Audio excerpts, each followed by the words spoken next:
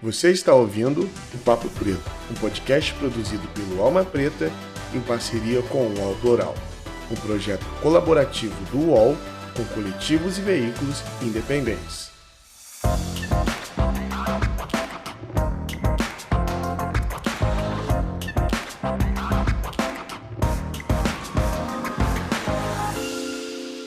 Salve, salve, galera! Bom dia, boa tarde ou boa noite. Começamos agora mais um podcast Papo Preto e é sempre uma felicidade receber a todos vocês aqui.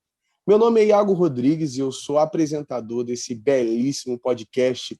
E hoje eu tenho aqui duas meninas maravilhosas para conversar com a gente. Uma é minha companheira de trabalho, Débora Oliveira. Salve, Débora!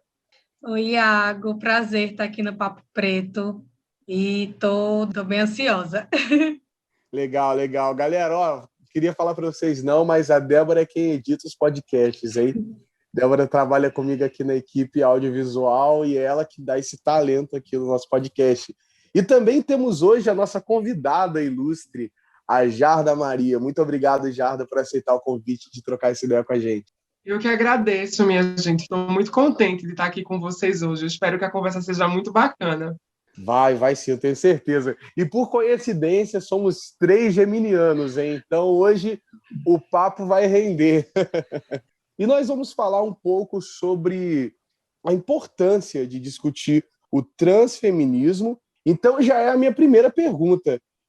Jarda, como surgiu esse debate sobre o transfeminismo? Mas antes de você responder, você não falou de onde você é, se você está... Conta um pouco sobre você primeiro e depois você pode emendar na resposta da pergunta. Pronto, perfeito. Então, deixa eu me apresentar para vocês. Gente, eu me chamo Jarda Araújo, eu sou aqui do Recife, tenho 25 anos, sou assistente social de formação, sou uma travesti negra, sou um monte de coisa, né? Porque a gente vai se desdobrando ao longo da vida e vai descobrindo vários pontos. Então, eu estou bem nessa caminhada aí. E aí recebi esse convite maravilhoso para estar aqui com vocês hoje, né, dialogando um pouco sobre transfeminismo e, enfim, transexualidade e travestilidade na juventude, né? Então eu acho muito bacana. E aí já linkando com a pergunta, né, sobre o que seria o transfeminismo ou como surge o transfeminismo, né? O transfeminismo ou feminismo trans é um feminismo que tem como vertente, né, o norte, discutir questões voltadas para as transfeminilidades, né? E é um feminismo, o transfeminismo surge originalmente nos Estados Unidos, né? Mas assim que ele se globaliza, ele chega ao Brasil e, a partir daí, começa a ganhar popularidade aqui, né, nesse nosso território latino-americano. E ele surge inicialmente porque foi se percebido, né, assim como, por exemplo, o movimento de mulheres negras ou o feminismo negro, que as pautas que eram discutidas, infelizmente, não abarcavam a nossa população, né, de mulheres trans e travestis. Então, foi-se necessário pensar uma vertente que englobasse as nossas questões e desse jeito surge o transfeminismo. E a gente está aí até hoje conversando sobre, impulsionando e movimentando. Massa, Jarda. E assim, puxando um pouquinho para a tua trajetória e também falando um pouquinho disso que tu traz sobre como surgiu o transfeminismo, eu lembro quando eu estava na universidade, que acho que em 2015, né, quando foi tu ingressou na universidade, e foi um boom assim de matérias, de todo mundo queria saber quem era Jarda, todo mundo pautando, e eu queria saber um pouquinho disso, porque a gente sabe, né, que tem uma grandíssima evasão, né, de pessoas transexuais e travestis já no ensino médio, já na escola. Então, eu queria saber um pouquinho disso de tu. Como foi chegar na universidade, né? Foi muito bacana, né, esse processo de ingresso na UFPE, porque, assim, para minha surpresa, na verdade, por muito tempo eu nunca não é que eu não almejasse, mas eu imaginava que não seria possível, né, pelas minhas experiências de vida e afins, estar dentro de uma universidade como a Universidade Federal de Pernambuco, né? Ao longo da vida eu internalizei a ideia de que aquele espaço não era para mim. Então, para mim, quando eu percebi que existia a possibilidade de estar ali dentro, esse foi o primeiro baque, né? O segundo baque foi quando eu entrei. E aí, quando eu entrei, eu tive uma grande surpresa, porque eu percebi que existiam outras pessoas trans ali dentro, sabe? Só que era uma coisa que, enfim, na verdade, não é que não fosse muito falada, mas eu percebia que as pessoas trans estavam muito setorizadas, assim, né? Em prédios diferentes, e isso acabava por muitas vezes fazer com que essas pessoas não se linkassem. E aí foi muito interessante, porque eu achava que essa jornada da universidade fosse ser uma jornada solitária, sabe? E para minha surpresa não foi, porque a partir do momento do ingresso eu comecei a me juntar com essas outras pessoas que estavam lá presentes e a partir daí a gente começou a se movimentar. E isso foi muito bacana, porque eu vi que, na verdade, já existiam essas pessoas trans na UFPE, né? Já existiam, por exemplo, travestis que estavam na UFPE desde antes de 2013, e essas meninas, né, já tentavam minimamente fazer transformações ali dentro. E aí, depois desse processo, né, com um grande número de pessoas trans adentrando a Universidade Federal de Pernambuco, a gente começou a intencionar as coisas, né? Existiram figuras muito importantes para fazer com que esse movimento acontecesse, tipo Ana Flor, Maria Clara, e outras meninas que trouxeram esse debate à tona e fizeram com que as pessoas entendessem o quanto era urgente a gente compreender a necessidade de inserção de pessoas trans e travestis dentro daquele espaço, né? Então não era só assim, vamos criar meios de colocar essas pessoas aqui dentro, mas criar meios de fazer com que essas pessoas consigam permanecer, né? Porque depois que você entra, você vê que entrar é até simples, mas difícil é você conseguir se manter ali, sabe? Por questões estruturais, pela própria transfobia e travestifobia estrutural e institucional. Então, assim, era um grande desafio. Mas eu acho que foi um processo muito bacana, porque a partir disso eu comecei a entender que aquele espaço também era um espaço meu e fazer com que pessoas que estavam ao meu redor compreendessem que aquele espaço também era um espaço possível, né? Então, esse processo de transformação da UFPE foi muito bacana, porque hoje em dia eu consigo voltar lá na universidade e ver um número muito grande de pessoas trans travestis, sabe? Então, isso para mim é algo muito bacana, muito grandioso, porque a gente vê que esse movimento que a gente tanto intencionou trouxe resultados, sabe? Então, eu espero que cada vez mais outras pessoas trans consigam adentrar aquele espaço, porque, infelizmente, a gente sabe que as universidades públicas ainda não possuem um número majoritário, assim como de pessoas cis, né? Se dá para o mesmo de pessoas trans dentro da universidade. A gente sabe que isso ainda não acontece. Então, a gente se movimenta para traçar caminhos para fazer com que seja possível, né, essa inserção e que as pessoas trans consigam entender as universidades como um caminho possível, né? Não como sendo um grande evento, mas sim uma consequência, né? Terminar o ensino fundamental e o ensino médio, a partir daí continuar os estudos, né? Nesses espaços de graduação. É algo muito bacana e é uma meta assim para a vida, né? A gente se movimentar bem muito para fazer com que a galera consiga estar dentro desses espaços.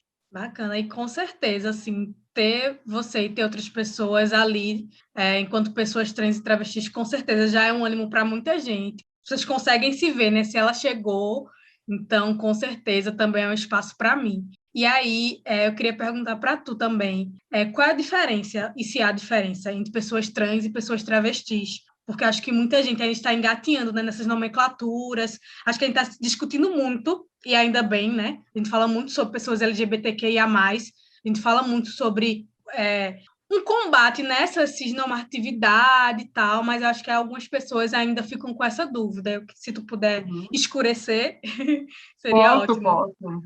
Então, para a gente do movimento, assim, né, para a comunidade em si, não há muita diferença, não, né, sobre essa questão de o que diferencia, por exemplo, a mulher trans da travesti, ou a categoria trans da categoria travesti. É muito mais uma questão assim de terminologias, né? Porque, por exemplo, transgênero ou transexual é o termo dado para as pessoas que não se identificam com o gênero imposto ao nascimento, né, alencado a o que é tido como sexo biológico, né? E a partir desse momento de quando você toma a autonomia do corpo e compreende que o gênero que foi imposto a você não é o que você se identifica, é atribuída essa categoria de transexual ou transgênero, né? Então, seriam termos guarda-chuva para abarcar essa dissidência de gênero, que varia, no caso, da identidade de gênero, não, do que é imposto como gênero para cada corporalidade, né? A partir da anatomia, pênis e vagina.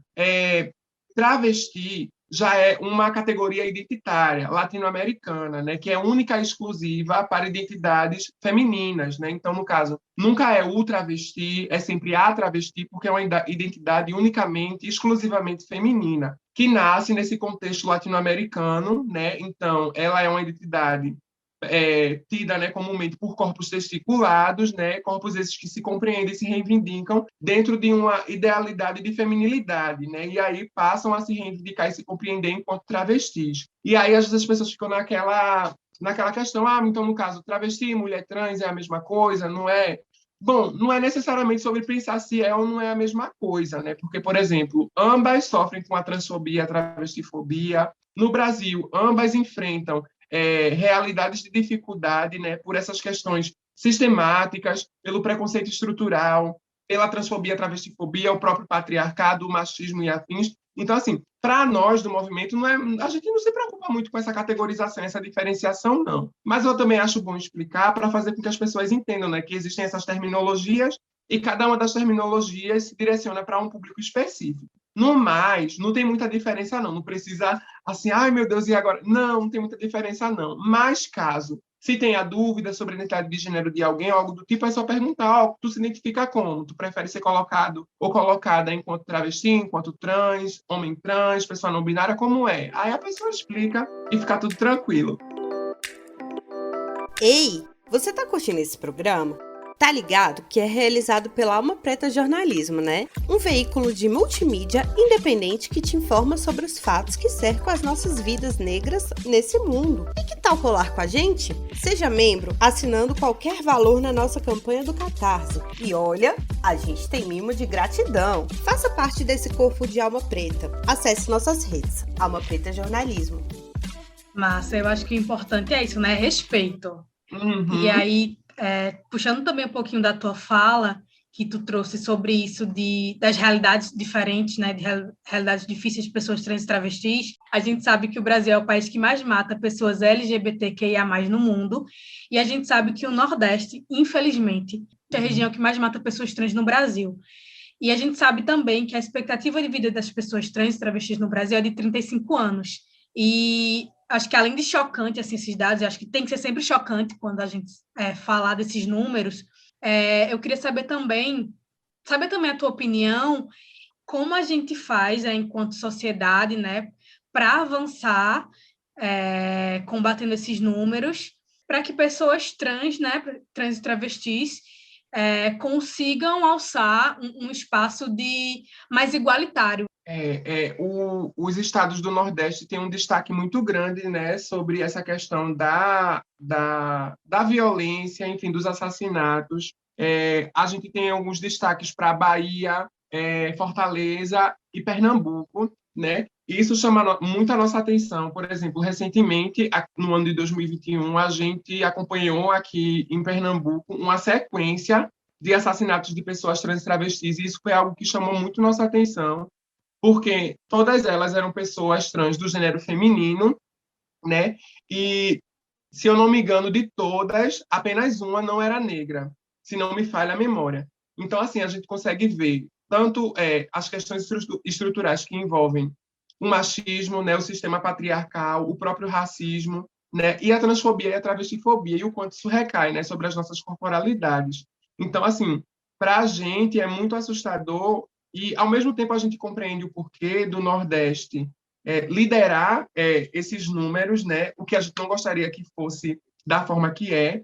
E eu acho que, para que a gente, talvez, pense, ainda que minimamente, respostas, a gente precisa, eu acho que, para além de tudo, ter apoio do poder público, porque isso é uma coisa que, infelizmente, é de extrema importância, né? A gente sabe que as movimentações que a gente faz, elas por si só, né, não conseguem causar tanta transformação quando a gente não consegue construir aliados ao longo da jornada, né? Então, para nós é muito importante que o poder público compreenda a necessidade de construir políticas e ações voltadas, né, para a população trans e travesti, porque o que tem mais movimentado e o que movimenta, eu costumo dizer que o que movimenta a travestifobia e a transfobia no Brasil é a falta de educação. E educação muito nessa compreensão mesmo de que pessoas não têm nenhum tipo de formação ou de diálogo com questões que envolvam a nossa população, né? No Brasil, desde a década de 70 para cá, ou desde muito antes disso, houve uma pedagogização da travestifobia, né? As pessoas aprenderam a ter horror às travestis, né? Criou-se socialmente, no imaginário social, uma ideia de que travesti oferece risco à família, de que travesti oferece risco à sociedade, de que travesti rouba, que travesti é perigosa, que travesti não é humana, que travesti não é gente. E isso fez com que fosse disseminada essa ideia de que nós não temos humanidade, né? De que nós somos tudo menos gente. Isso faz com que as pessoas continuem fortemente movimentando essas violências com a concepção de que não estão fazendo nada errado, né? Então, enquanto a gente não começar a agir desde essa fase inicial do processo de formação de cada sujeito, né, e no processo de construção pedagógico mesmo, em relação à diversidade e às mais variadas expressões e identidades de gênero, a gente dificilmente vai conseguir combater essa violência que é tão estrutural e tão forte, né? Mas isso também é pensar a longo prazo, né? Eu acho que para esse momento ter mesmo essas iniciativas de combate à violência, né? Poder contar com o sistema público, é poder contar com o poder municipal, é poder fazer com que quem faz a gestão, enfim, da segurança urbana compreenda a importância de se pensar essas questões de gênero e sexualidade, sobretudo as questões de raça também, né? Porque não é só a população trans e travesti que sofre com isso, a população negra também sofre com isso, né? E quando se é negro, quando se é trans, quando se é mulher, a coisa piora. Então, assim, eu percebo que é um sistema muito bem linkado, sabe? Muito bem engendrado. E isso faz com que várias violências sejam movimentadas e direcionadas às nossas corporalidades. Então, enquanto a gente não pensar essas estratégias de combate, a gente dificilmente vai ter resposta. Porque, assim, o movimento que a gente faz já é um movimento muito importante, mas que também é bastante exaustivo, né, e cansativo. É você ficar a todo momento tentando pensar meios de sobrevivência quando você não tem apoio de quem deveria, tecnicamente, gerir, né, a sua vida. Então, assim, é compreender que existem forças maiores e que essas forças maiores precisam estar lado a lado conosco. E enquanto isso não acontecer, dificilmente a gente vai conseguir ter respostas, né? Dificilmente a gente vai conseguir construir isso que a gente tanto almeja. Porque a gente faz uma movimentação de base muito interessante, o que a gente faz é muito potente, mas não é só a gente, né? São as pessoas que precisam estar aliadas nesse processo. Então, eu acho que, para além de tudo, é se compreender enquanto sujeito, compreender que, de uma forma direta ou indireta, você e as pessoas que estão ao seu redor podem estar manuseando esse tipo de violência e começar a pensar, a partir de agora, o que é que eu posso fazer? Como é que eu posso romper com isso que está tão forte, mas eu percebo que existem formas de tentar driblar no meu cotidiano, sabe? Porque, às vezes, faz parecer que só a gente, enquanto pessoa trans e travesti, deve dar resposta para um processo de violência que a gente já sofre. Então, assim, se a gente já está muito preocupada em pensar esses meios de sobrevivência, que as pessoas que movimentem a transfobia pensem os movimentos de enfrentamento, sabe? Porque a transfobia, a travestifobia é uma problemática cisgênera, não nossa. Nós somos vítimas desse processo. Então, cabe a essas pessoas que movimentam a violência, a cisgeneridade enquanto estrutura, repensar esses mecanismos de enfrentamento, sabe? Tem muitas pessoas que falam, mas eu sou aliada, o que é que eu posso fazer para tentar contribuir com essa diminuição da violência? Se movimenta, sabe? Se movimenta, entende o teu lugar e, a partir daí, começa a contribuir nesse nosso processo, né? Porque aquele ditado, assim, uma andorinha só não faz verão, é um processo que a gente constrói coletivamente. Então, enquanto as pessoas não entenderem isso, dificilmente a gente vai conseguir traçar esses novos caminhos, né? Então, é muito importante que, para além de tudo, a gente se situe enquanto sujeito e, a partir daí, comece a movimentar. Às vezes as pessoas pensam que ir para a rua, é derrubar tudo, é quebrar as coisas. Não, é tipo corrigir teu pai ou tua mãe dentro de casa quando usa um pronome errado para uma pessoa trans, é explicar para uma criança, ela é uma travesti. O que é uma travesti? É uma pessoa que se identifica com o gênero feminino e é assim a forma que ela é vista, a forma que ela se identifica, então é sempre ela, entendeu? Respeita a tia, sabe? Respeita o tio, ele é um homem trans, não sei o que lá. Então, assim, a partir do momento que a gente normaliza, a gente tira essa ideia de nossa, é coisa do outro mundo, é muito difícil lidar, é incompreensível. Não, é muito tranquilo, sabe? Só basta a gente começar a agir também nesse processo, né? Se a gente age, as coisas se transformam, né? Agora, se a gente espera e nada faz, aí nada muda, mulher, fica tudo perdido. Ô, Jardim, é interessante tu trazer isso, que, tipo, é naturalizar, porque aqui em casa a gente é assim, né? Tem eu e minha irmã, geração um pouquinho mais jovem, vem a minha mãe e vem a minha avó. E a gente sempre conversa com vovó, sabe? Quando, às vezes, alguma novela, algum jornal pauta, a gente explica. Ela pergunta, é homem ou é mulher? A gente fala, olha, vovó, é assim, é assado. E ela super entende, super compreende. Minha avó tem quase 70 anos, minha gente. Então, assim, sabe? Eu tiro muito por aqui de casa, sabe? É tentar com naturalidade explicar. É Total, mulher, é homem trans, é assim, é assado. É tratando ela, tratando ele. E dá tudo certo, realmente. Menina, é um processo pedagógico mesmo, sabe assim, não tem bicho de sete cabeças, não. Por exemplo, aqui em casa mesmo, o pessoal começou a compreender a partir de mim, né? Porque, assim, tinha-se exemplos, mas era tudo que via de fora, né? Não, eu já vi numa novela, não, eu já vi, ai, lá na rua de fulaninho tem, ai, não sei, em tal lugar tem. E aí era muito aquela coisa distante, sabe? Não sei direito, ai, eu não entendo. E a partir de mim, dessa convivência comigo, foi que viram que, nossa, não tem terror, não tem caô, não tem bicho de sete cabeças, não tem nada, sabe? É tudo mais tranquilo do que a gente imagina, menina. E assim, esse convívio mesmo, e esse processo de pedagogizar, faz com que as pessoas entendam, né, que não tem nada de errado, não tem nada demais, sabe? Sim, Eu é acho que é muito natural. ligar as gerações, né, Débora e Jarda? Ligar essas gerações. Porque talvez tenha uma galera mais antiga que tenha aquela visão ainda de que, não, antigamente, na minha época. Não, os tempos mudam, sempre existiu, é uma coisa que sempre existiu. E é essa questão do respeito. Eu acho que isso é muito interessante, que você trouxe, Jarda, de ensinar mesmo, tanto os mais velhos ou as crianças, porque é algo que não é um problema como as pessoas enxergam. Eu acho que tem que haver esse respeito e tem que haver esse ensino, e assim a gente resolve, não o problema todo, mas boa parte do problema, né? Sim, totalmente. Eu gosto de acreditar muito que a gente está caminhando sempre à frente, sabe? Mesmo a passos lentos, mas eu sinto que estamos caminhando. Isso, para mim, já dá um afagozinho, sabe? Não estamos, assim, apesar de tantos retrocessos, né? E aí, Jarda, já pensando que estamos caminhando e pensando também que já estamos aqui encaminhando também no nosso tempo, já estamos com um tempo aí contadinho, eu queria saber tuas expectativas para o futuro, né? Sobre possíveis soluções, sobre essa construção, né, de uma sociedade mais igualitária, mais inclusiva. Se a gente pensar também que 2022, né, ano de eleição, então, tipo, a importância da gente legitimar discursos, né, que sejam de defesa de direitos humanos, né, a gente votar em gente, pautar candidaturas que respeitem o outro, né, que respeitem a diversidade, que dialoguem com isso e que, sobretudo, né, tragam políticas públicas e políticas de reparação, né, pensando na diversidade, nas minorias, nas mulheres, no povo preto, né, nas pessoas trans e travestis.